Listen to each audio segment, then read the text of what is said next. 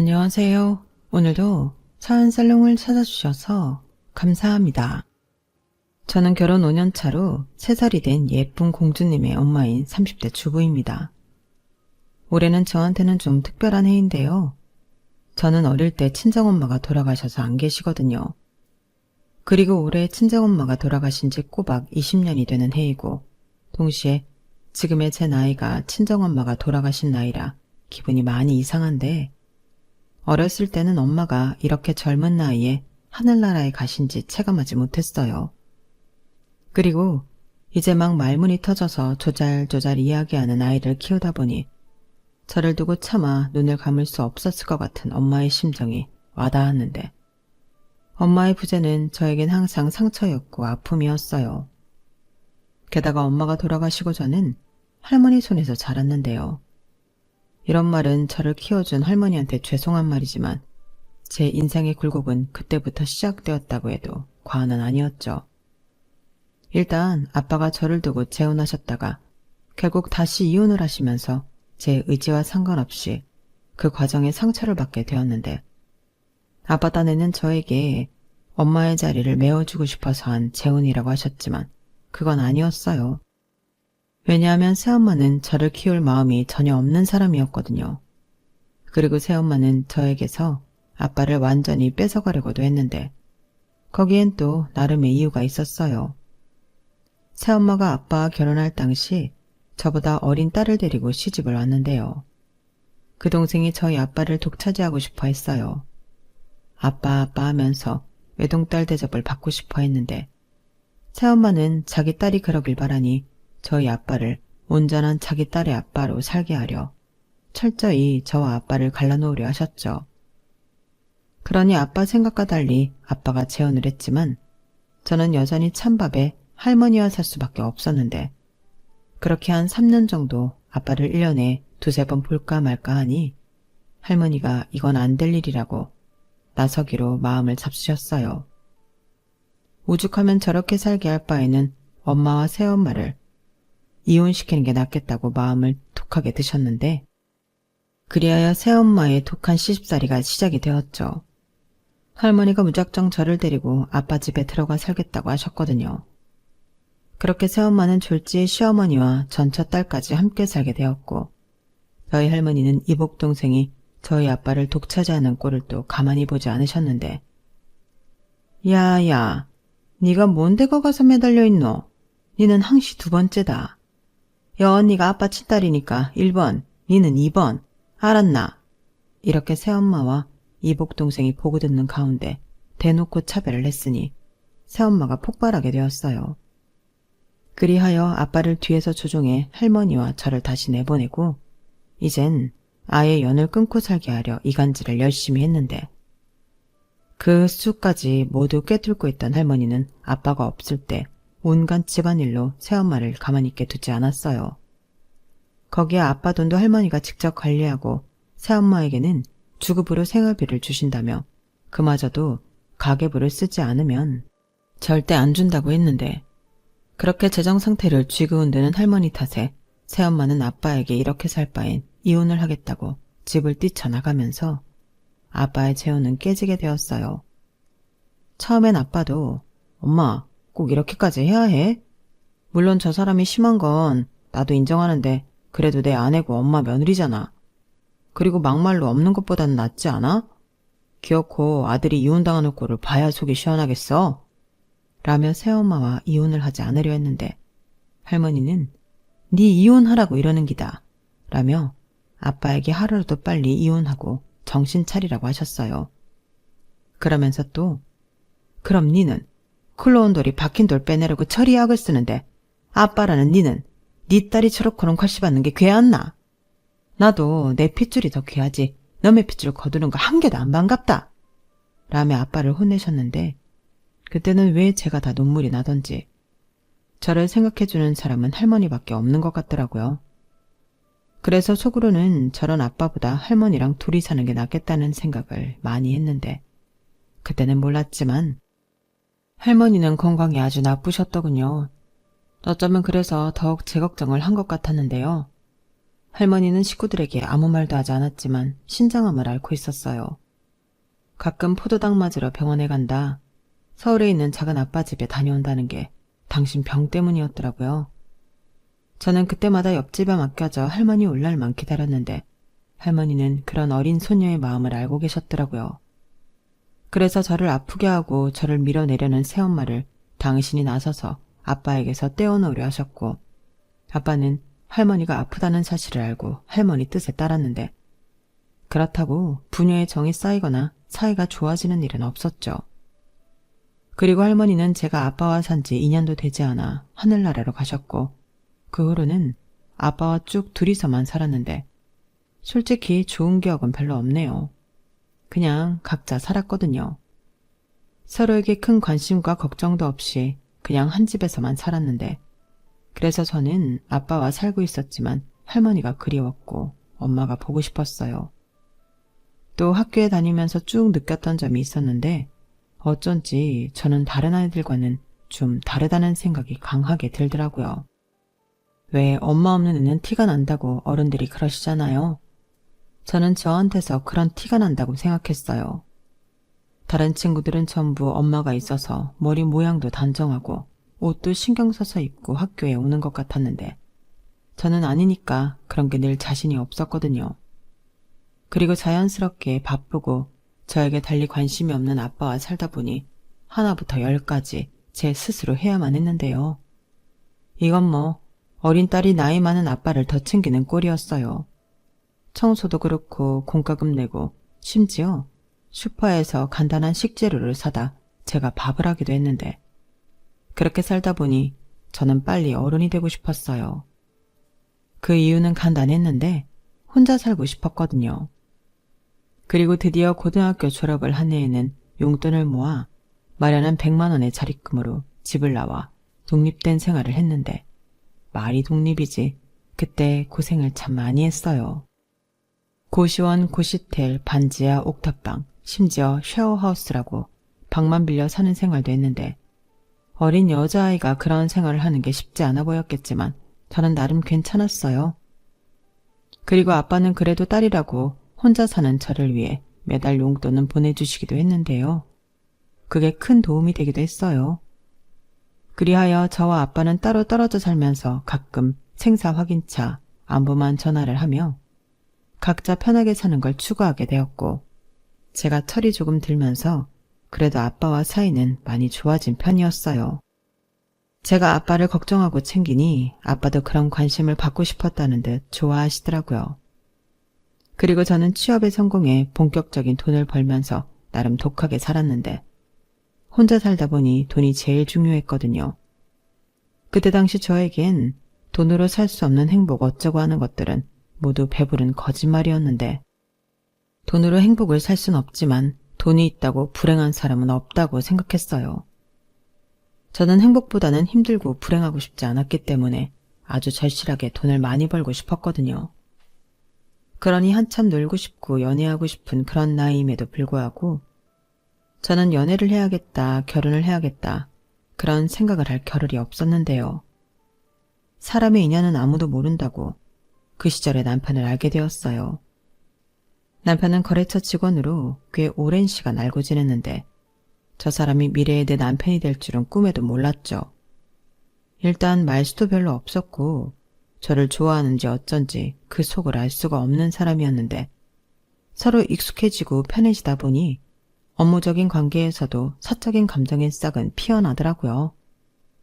그리고 그 사람을 조금씩 알게 되면서 나이, 사는 동네, 뭐 그런 시시콜콜한 것들을 알게 되었고 남편이 먼저 고백을 하면서 저희 사이는 크게 변하게 되었어요. 솔직히 남편이 처음 고백을 했을 땐 저는 도망치기 급급했거든요. 누굴 만나 다시 없던 관계를 만드는 게 저에겐 쉽지 않고 무서웠어요. 저 또한 저의 처지가 남들이 말하는 조건이나 기준에 비하면 너무 보잘것이 없었기 때문에 더 자신이 없었는데요. 남편은 근 1년을 저를 기다려주면서 저의 모든 것을 이해하고자 노력해줬어요. 그러니 그 모습이 저를 조금씩 용기를 내게 만들었는데 연애를 5년 정도 했을까? 남편의 집에서 결혼 이야기가 나오기 시작했죠. 장남이다 보니까 홍기도 찾고 만나는 여자도 있다고 하니 집에 데리고 오라고 하셨대요. 그런데 저는 그게 너무 무서워서 차일피일 미루기만 했는데 그때 시어머니가 저를 만나러 따로 저희 회사까지 찾아오셨더군요. 남편에게 대강의 이야기를 들었다며 편하게 차 한잔만 하자고 하셨는데 그때 처음 본 시어머니 인상은 걱정했던 것과 달리 인상이 좋으셨어요. 또 이미 남편과는 연애하면서 저희 집안 사정을 모두 이야기했던 터라 시어머니는 제가 무얼 걱정하는지 알고 계셨는데 시어머니가 먼저 오해할까봐 말하기가 좀 어려운데 경탁이한테 얘기는 대충 들었어요.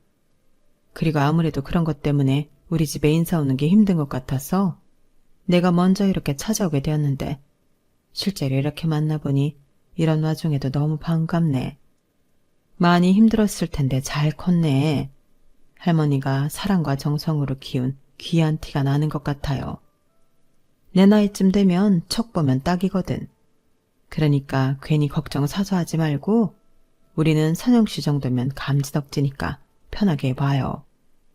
우리 집에 놀러 온다고 생각해주면 더 고맙고 우리 금방 또 볼 수 있는 거 맞죠? 아무래도 내가 먼저 이렇게 말을 해줘야 우리가 하루라도 더 빨리 볼 수 있을 것 같아서. 갑자기 찾아와서 미안해요. 라고 해주시니 저는 확실히 마음이 편했어요.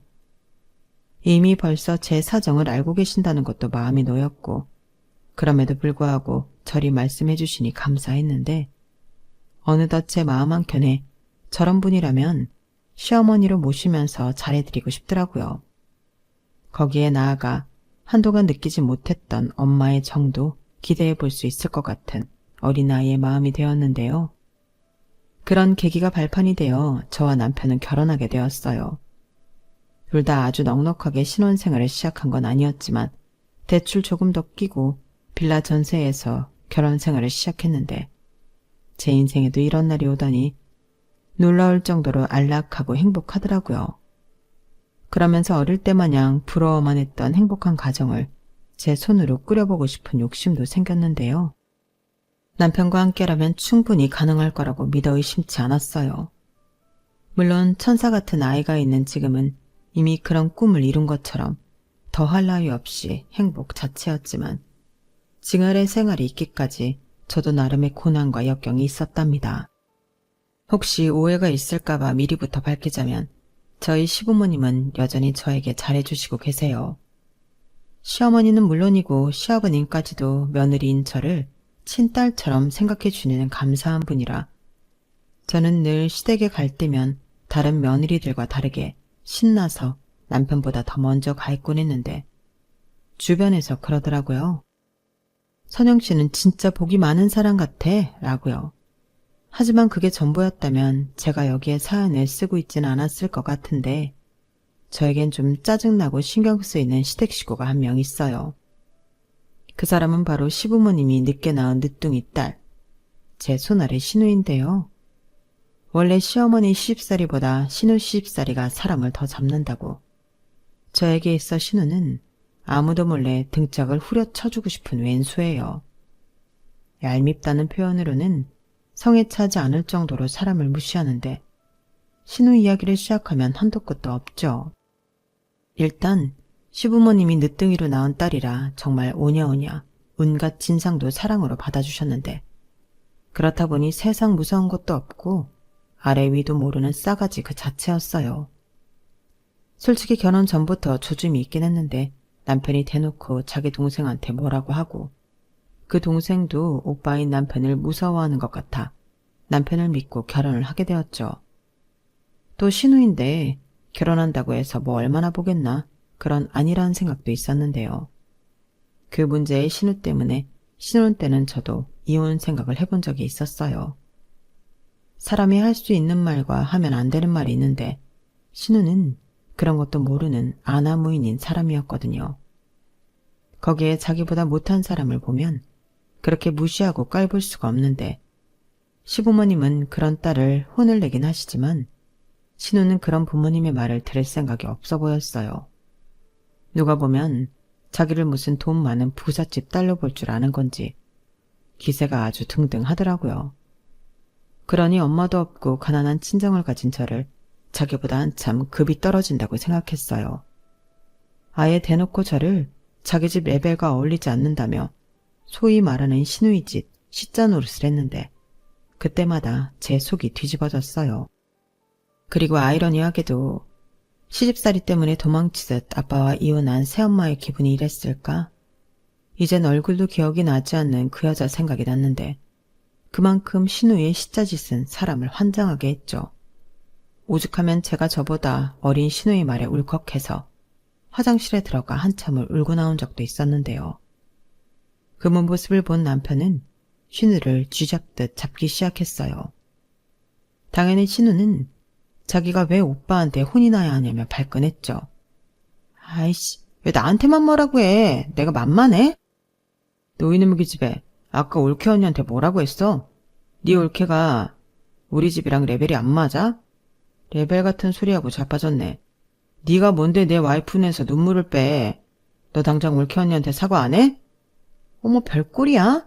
언니, 그새 우리 오빠한테 쪼르르 가서 일렀어요? 아, 속도 줘봐라. 내가 뭐 없는 소리 했나? 그리고 오빠, 아무리 오빠가 새언니 편을 든다고 해도 나한테 이러는 거 아니지. 무슨 사과를 하라는 거야? 나 잘못 없어. 언니가 자격지심이 있어서 눈물바람 한 거지. 막말로 오빠랑 우리 집이 좀 손해보는 결혼하는 건 맞잖아. 맞긴 뭐가 맞아. 그리고 무슨 내가 손해를 봤다는 거야? 나는 우리 선영이 아니면 결혼 안 했어. 선영이라서 결혼한 건데 네가 뭘 안다고 나서? 아, 그러셔? 아주 사랑꽃 나셨네. 새언니는 좋겠어요. 조건도 언니 편만 들어주는 남편이 있어서. 어디 그것뿐인가? 언니 레벨에는 꿈도 못 꿀 우리 집에 시집까지 왔으니 언니도 선빵한 거지. 경훈이 너 그만하지 못해. 어디서 버릇없게 올케 언니한테 그런 소리를 해. 그리고 경탁이 너도 아무리 네 동생이 잘못했어도 너무 뭐라고 하지 마라. 얘가 몰라서 실수한 거 가지고 왜 그렇게 몰아붙여? 네가 그러면 그럴수록 제가 더 심통 부리는 거 몰라? 내가 몇 번을 말해. 이게 다 엄마가 계속 애를 싸고 도니까 저렇게 위아래도 모르고 버릇없이 그런 거라고. 심통이 나서 사과를 안 하는 게 어딨어. 너 이놈의 기집애 당장 사과 못해? 싫어, 못해, 안 해. 오빠는 왜 나만 가지고 그래? 내가 뭘 잘못했다고. 우리 집이랑 새언니가 레벨이 안 맞는 건 다 아는 사실이잖아. 엄마 없이 자라서 아는 것도 없고. 나는 레벨이 맞는 사람끼리 어울리는 게 맞다고 생각해. 솔직히 격 떨어진단 말이야. 사람이 급이 있지. 오빠 너는 왜 그렇게 눈이 났냐? 너 조용히 못해? 아, 우리 며느리 괜히 시댁 갔다가 별소리를 다 듣네. 내가 대신 사과하마. 우리 애가 철이 없어 저런다. 이해심 넓은 네가 참아. 왜 그래요? 참긴 뭘 참아? 그리고 왜 선영한테만 참으라고 해요? 좌우간, 진짜 내가 이래서 쟤 있을 때 집에 오기가 싫어. 그래? 말 잘했네. 그럼 오지 마. 그리고 새언니도 괜히 가증 떨지 말고 우리 집엔 제사나 명절에만 와요. 뭐 반가운 얼굴이라고 자주 와요. 우리 엄마 아빠가 잘해주니까 자기가 무슨 친딸이라도 된 줄 아는 거야? 진짜 기분 나빠. 너 그 입 다물지 못해? 아우, 저거 진짜 동생만 아니면 한 대 패주고 깽값 물어주는 건데. 자기야, 일어나서 짐 챙겨. 나는 더 이상 여기 못 있겠다.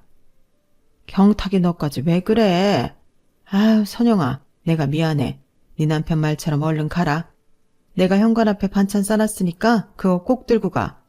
경탁이 너는 운전 조심하고. 괜히 성질난다고 운전 막 하면 안 된다. 선영이 놀래. 저는 신우 때문에 속이 뒤집어졌다 펴졌다 난리가 났지만 그때는 아무 소리 하지 못했어요. 너 왜 말을 그따위로 하냐고 싸울 수도, 나는 괜찮다고 남편을 말릴 수도 없으니 바보처럼 아무 말도 못하겠더라고요.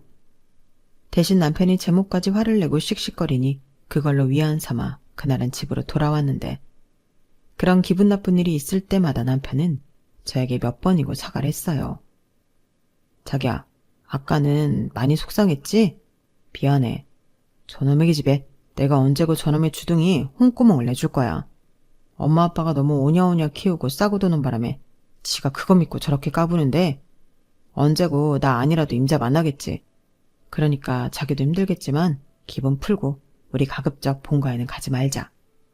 이렇게 말했는데 정말 속은 상했어도 남편이 저러니 저는 넘어갈 수밖에 없었죠.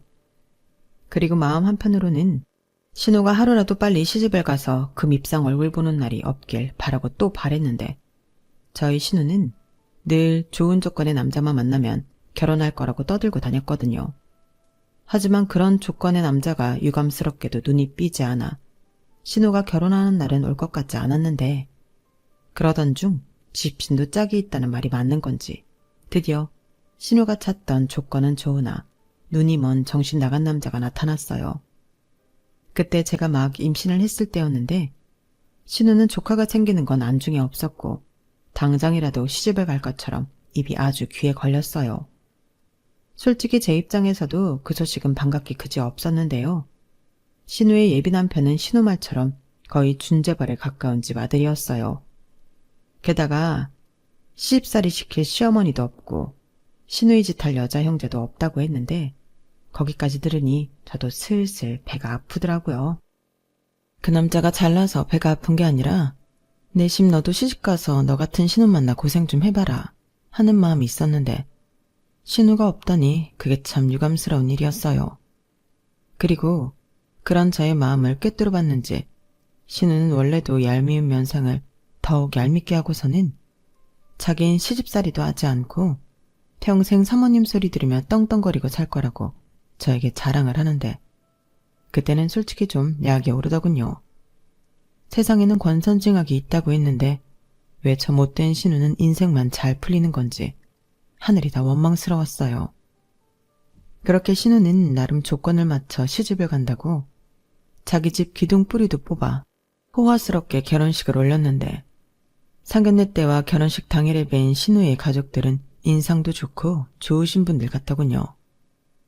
신우가 집안의 막내이다 보니 귀염상이라며 신우의 시아버지, 그러니까 저희한테는 사돈 되시는 분이 신우를 딸처럼 여기겠다고 하셨어요. 그 말에 저희 시부모님도 감사하다며 좋아하셨는데 그러면서 의뢰 저희 애가 할 줄 아는 게 많이 없습니다. 저희가 늦게 본 귀한 딸이라 너무 곱게만 키워 그런 거니 너그럽게 봐주세요. 그리고 집안 가풍에 맞게 많이 배우도록 이야기도 해놨으니 넓은 아량으로 지켜봐 주세요. 라고 하시며 신우를 예쁘게 봐달라고 하셨어요. 솔직히 그때도 저는 저 사람들은 자기 며느리의 실체를 다 아는 걸까? 괜히 꼬장을 부려보고 싶은 마음이 들기도 했는데 일단 빨리 시집을 가서 제 눈에 보이지 않게 되는 것이 중요하니 저는 적극 협조하기로 마음을 먹고 허벅지를 꼬집으며 역겨움을 참았어요. 가뜩이나 임신해서 비위도 약한데 신우가 하는 짓이 너무 밥맛이라 참는 게 힘들었거든요. 그리고 신우의 가증 섞인 연극에 속아 넘어간 듯 보이는 신우의 시아버님은 그저 허허 웃으며 이제 막 시집 오는 건데 모르는 게 당연하지 않겠냐고 당신은 다 괜찮다고 하시는데 사업을 크게 하셔서 그러신가? 소소한 일은 잘 신경 쓰지 않는 듯 보였어요. 그러니 그 말에 신우는 또 저를 향해 어깨를 으쓱하며 새침을 떨기 시작했는데 그렇게 신우는 자기가 바라는 대로 인생이 풀려가는 듯 보였어요. 그리고 저 역시 이제 허튼 꿈은 버리고 그래도 미우나 고우나 가족인데 이왕 시집간 거 이혼해서 돌아오지 말고 그 집에서 잘 살길 바랬는데요. 아니 웬걸?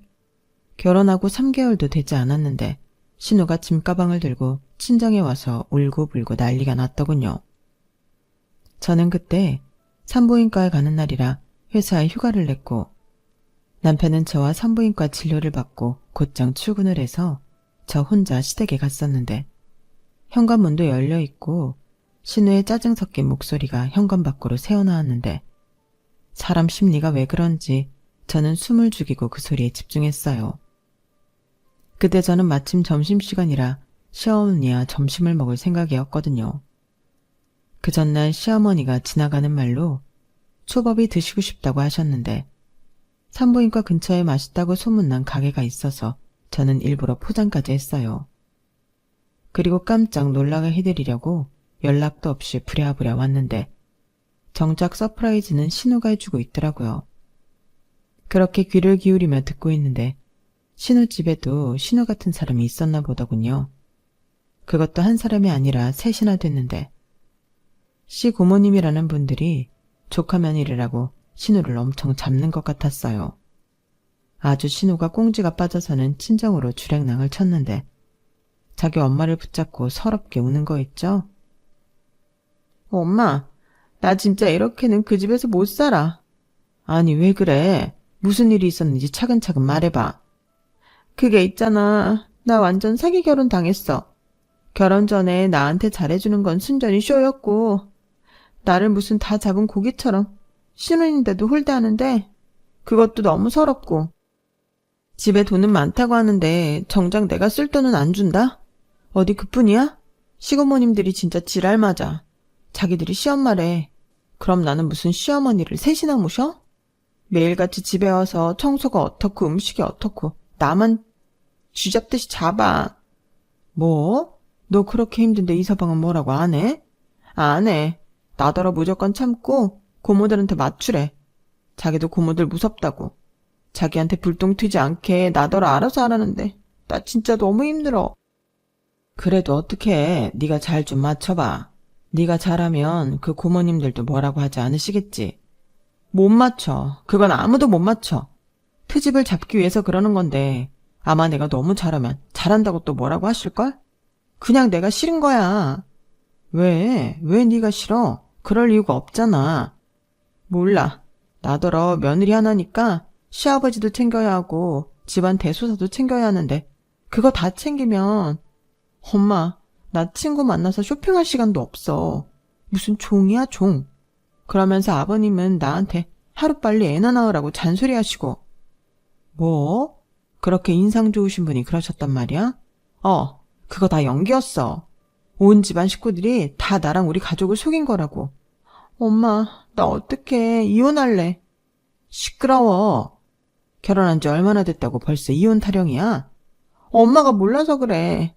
이제는 큰 고모님이 나한테 뭐라고 하셨는 줄 알아? 나더러 가정교육을 개떡같이 받았대. 니네 엄마는 이런 당연한 것도 안 가르쳐줬냐고 하는데 성질이 나서 못 참겠더라고. 그래서 나도 한바탕 뒤집었지. 그랬더니 이번에는 막내 고모님이 나더러 몸만 딸랑 시집 왔으면서 성깔만 부린다고 자기 집안에 날로 시집을 왔다면서 저런 것들이랑 우리 집이 어울리냐고 나더러 급 떨어진대. 저는 신우의 말에 순간적으로 웃음이 터져 나올 것 같은 걸 겨우 참았어요. 지가 나한테 레벨 어쩌고 급 어쩌고 하더니 그 잘난 집에서 똑같이 당하고 있더라고요. 그 소리를 듣는데 저는 솔직히 너무 고소했어요. 그래도 하늘이 완전히 신우 편은 아니구나 위안이 됐는데 그때였어요. 신우가 눈물을 닦겠다고 일어나면서 현관문 밖에 있던 저와 눈이 딱 마주쳤는데 하필이면 저희 시댁이 옛날 주택이라 거실이 현관문이랑 가깝거든요. 그러니 신우가 마치 너 지금 내 얘기 다 들은 거야? 라고 하듯 저를 노려봤는데 저는 멋쩍어서 그냥 웃어 보이고 말았네요. 그리고 시어머니도 제가 온 것을 알고 조금 놀라신 듯한 얼굴이었는데 저는 괜히 두 모녀가 민망할까봐 사간 초밥을 둘이 드시라고 바닥에 내려놓고 집으로 돌아왔어요. 근데요.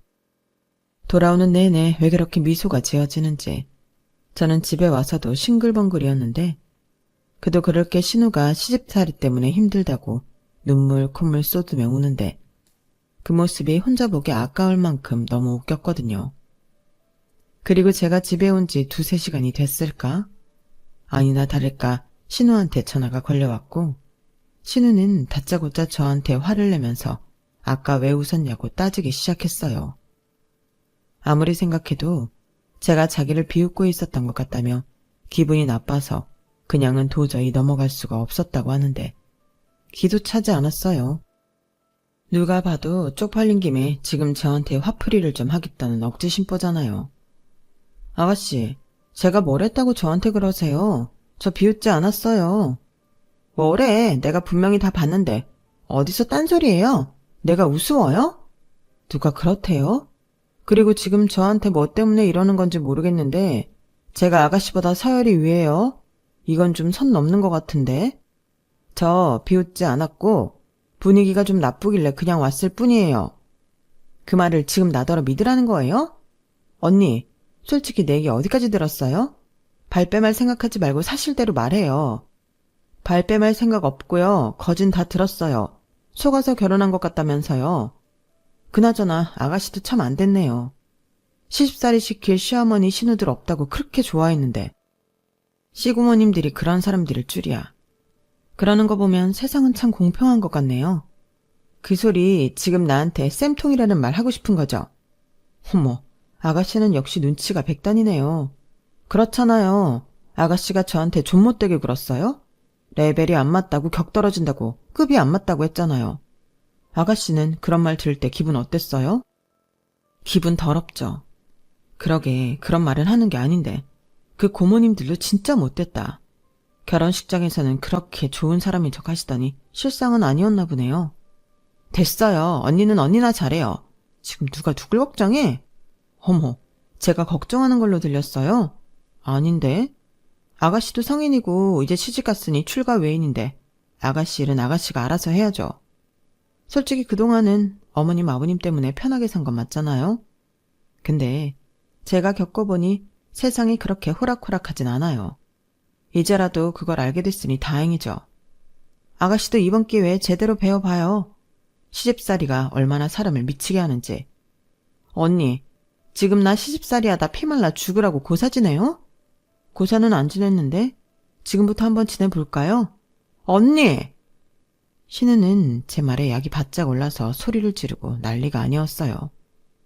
그러자 저 멀리서 시어머니가 어디다가 분풀이를 하냐고 신우한테 뭐라고 하는 소리가 들렸는데 그렇게 전화가 끊기더라고요. 그리고 전화 받는 그 모습을 다 보진 못했어도 신우가 얼마나 열을 받아 난리 났을지 안 봐도 비디오였는데 그날 저는 처음으로 발을 쭉 뻗고 잘 수 있었어요. 오죽하면 남편이 옆에서 오늘 뭐 나 없을 때 좋은 일이라도 있었어? 라고 하는데 저는 아니라고 별일 없었고 병원 가서 애기 초음파 보고 와서 기분이 좋다고만 말했는데 아무리 남편이 자나깨나 제 남편이라고 해도 시집간 동생이 시집살이 때문에 힘들다고 하는데 저처럼 기분이 좋겠어요? 그래서 저는 신우가 나중에 얘기하면 그거야 어쩔 수 없지만 제 입으로 신우가 힘들다는 말은 해주고 싶지 않더라고요. 그리고 그날의 분위기로 봐서는 신우가 금방이라도 이혼하고 돌아올 것만 같았는데 다행이라고 해야 하나? 꾸역꾸역 이혼은 하지 않고 살았고 나중에 시어머니한테 듣기로 신우가 이혼 얘기를 꺼냈다고 본전도 못 찾고 더한 시집살이를 한다고 들었어요. 그 말을 하시는 시어머니 표정은 당연히 좋지 않았는데 그 집 시아버님이 그러셨대요. 자기 집안에 이유는 없다며 시집 온 이상 죽기 전에는 이 집을 나갈 수 없다나요? 그 말이 너무 공포스러웠다며 또 전화로 울고불고한 모양이었는데 심지어 친정에 전화를 너무 자주 한다고 핸드폰도 큰 시고모한테 뺏겼대요. 거기에 정말로 이혼을 한다고 고집을 부리면 막강한 변호사 군단을 만들어 신우는 물론이고 신우의 친정도 막대한 배상을 하게 만들 거라고 협박을 한 것 같았는데 돈 많은 집이라고 좋아하더니 그 돈이 무섭긴 하더라고요. 그럼 밖에 나가 일이라도 하면 숨통이 좀 트일 텐데 그 돈 많은 집안이 며느리가 일할 필요도 없을 뿐더러 신우 역시 그런 와중에도 일할 마음은 또 없다 보니 적극적이지 않았는데 그럼 뭐 어째요? 그냥 살 수밖에요. 그래서 신우의 시집살이는 언제 끝날지 아무도 모르게 되었는데 그 탓에 시부모님 마음은 늘 불편하고 걱정이 많으셨어요. 당연하죠. 당신들은 그저 바람 불면 날아갈까 꼭지면 터질까 금이야 오기야 키운 딸이니까요. 그런데 옆에서 이 모든 사실을 알게 된 남편이 시부모님에게 이렇게 말했는데요. 엄마 아빠가 못 가르친 거 그 집에 가서 배우는 거니까 너무 속상해하지 마. 지도 적응하고 살려면 배워야지. 저 말을 듣는데 제 남편이지만 어쩜 그렇게 제가 하고 싶은 말을 탁 꼬집어 하는지 그날따라 남편이 더 멋져 보이는 거 있죠. 그리고 제가 출산을 임박해 회사를 그만두게 되었을 때도 남편은 그런 제 의사를 기분 좋게 존중해 주었는데요. 요즘 남자들 여자가 맞벌이하지 않으면 싫어한다고 해서 걱정을 많이 했거든요. 사실 저는 제가 엄마 없이 자란 아픔 때문에 우리 애는 엄마인 제 손으로 키우고 싶다는 생각을 오래전부터 하고 있었어요. 그래서 그런 제 마음을 조심스럽게 회사를 그만두기 전에 남편에게 이야기를 했는데요. 남편은 전혀 싫지 않다는 듯 맞아. 애는 엄마 손에 자라야 정서적으로도 좋지. 나는 자기만 좋다고 하면 대찬성이야. 그나저나 우리 애는 참 좋겠다. 선영이가 엄마라서. 라고 오히려 제 선택을 지지해주던 사람이었어요. 그때 얼마나 남편한테 고마웠는지. 신우 말처럼 제가 남편 복은 정말 많더라고요.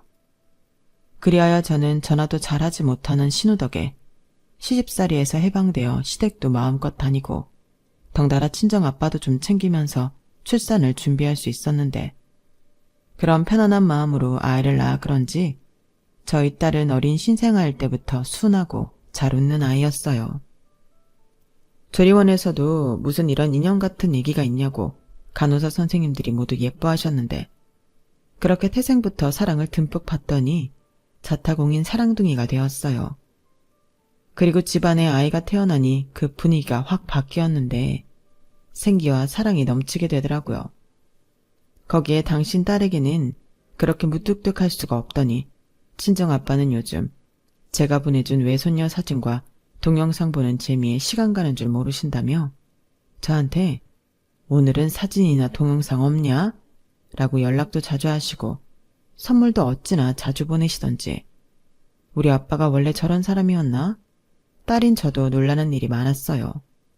거기에 질세라 시댁에서도 첫손녀 사랑이 장난이 아니신데 이게 다 저희 딸이 태어나고 일어난 일이었어요. 오죽하면 저희 시부모님은 주말이면 제발 좀 애 좀 집에다 놓고 가라고 시아버님이 저희 부부만 돌려보내는 날도 많았는데 덕분에 처음 하는 육아지만 저는 전혀 힘들지 않았어요. 아마도 저희 애는 무난하고 성격 좋은 자기 아빠를 빼다 박은 것 같았는데 고모를 닮지 않고 아빠를 닮아 얼마나 다행인지요. 원래 임신하고 미워하는 사람을 애가 닮는다고 해서 제가 걱정이 많았거든요. 그런데 다행히 그런 거 없이 저희 애는 엄마 반 아빠 반 공평하게 닮아 태어났고 성격은 아빠를 닮아 저는 너무나도 행복합니다. 애를 낳으면 자기 생활이 사라지고 그렇게 우울할 수가 없다고 하는데 저는 전혀 아니에요. 아이가 주는 기쁨이 너무 크거든요. 그래서인지 요즘은 신우도 저를 부러워하며 아이를 가지려 노력한다는 말을 들었는데요. 글쎄요. 신우가 원해서 임신을 준비하는 건지 시집살이에서 벗어나려 임신을 하고 싶은 건지 솔직히 모르지만 부디 신우의 바람대로 신우 똑 닮은 애를 낳았으면 좋겠습니다. 왜 엄마들이 너 닮은 딸 낳아보라고 하잖아요. 저희 시어머니는 착하신 분이라 그런 말을 절대 하지 않으실 뿐이지만 저는 꼭 그렇게 되길 바라고 있어요. 인생에는 총량이 있다고 하던데 신우도 그동안 편하게 멋모르고 산 시간만큼 고생이라는 걸 해봐야죠. 그래야 자기 애한테는 오냐오냐 하지 않고 되도 않는 걸 가르치지 않겠어요? 거기에 살짝 제 사심을 넣어보자면 애를 낳으면 그만큼 친정에 올 수 있는 시간이 없어질 테니 보기 싫은 얼굴 더 자주 안 볼 수 있고 너무 좋을 것 같더라고요. 그래서 요즘은 제가 화이팅하라고 임신에 좋은 영양제도 보내주고 정보 공유도 해주고 있는데 사람이 좀 변하긴 하는 건지 웬일로 고맙다고 메시지를 보내더라고요. 그런 거 보면 아무리 개망난이라도 희망은 있는 것 같은데 또 안 와요. 시간이 많이 지나고 원수 같았지만 신우랑도 잘 지내는 날이 제 인생에도 올죠. 뭐 별로 기대는 되지 않지만 앞으로 신우랑 또 레벨 어쩌고 급 어쩌고 그런 소리 때문에 다투는 날은 없었으면 좋겠어요. 그리고 요즘 저는 또 새로운 재미에 빠졌는데 아이 키우면서 집에서 할 수 있는 일이 뭐가 있을까 그런 고민을 많이 했거든요. 아무래도 아이가 요즘은 어린이집에 가기도 하고 그 시간에 파트타임이라고 하려 해도 시간이 애매해서 이것저것 고민을 해봤었는데 제가 사진 찍고 글 쓰는 걸 좋아하다 보니 육아 일기를 쓰던 걸 아이 용품을 공구하고 팔기 시작했어요. 그런데 같이 아이 키우는 엄마다 보니 믿고 쓴다며 매출이 좀 나더라고요. 그래서 욕심을 조금씩 더 내다 보니 이젠 사무실도 없고 직원까지 있는 나름 사업가이자 CEO가 되었는데 그래도 저는 어디 나가면 전업주부라고 저를 소개해요. 쑥스러운 것도 있고 제가 주부라서 이런 것들을 더 꼼꼼히 체크할 수 있다는 자부심이 있어서 그러는 건데 나중에 저희 아이가 많이 커서 엄마 손이 많이 필요 없게 된다면 그때는 집중적으로 사업에 제 전력을 다할 생각입니다. 일단 저에게 가장 1순위는 저희 가정이고 가족이고 저희 아이거든요. 그래서 요즘은 제가 하고 싶은 걸 마음껏 할 수 있어 매일이 행복하기만 한데 시부모님도 언제든지 도움이 필요하면 말만 하라고 저의 든든한 지원군을 자처하고 계세요. 그리하여 올해는 내 집 마련에 성공해 이사도 앞두고 있는데 새 집에서 우리 가족 더 건강하고 행복하라고 여러분들이 많은 응원해주세요. 그럼 지금까지 제 사연이었고요. 끝까지 제가 사는 이야기 들어주셔서 대단히 감사드립니다. 저희 철없는 신우도 언젠가는 철이 들어 지난 날을 후회하고 반성하는 날이 오겠죠. 꼭 그런 날이 오길 바라며 저는 이만 사연을 마무리하도록 할게요. 항상 건강관리 잘 하시고 오늘 하루도 보람있고 즐거운 날 되시길 바랍니다. 감사합니다. 여러분, 사연 댓글에 응원과 현명한 조언 부탁드려요. 좋아요와 구독은 저에게 큰 힘이 됩니다. 오늘도 좋은 일 가득하세요.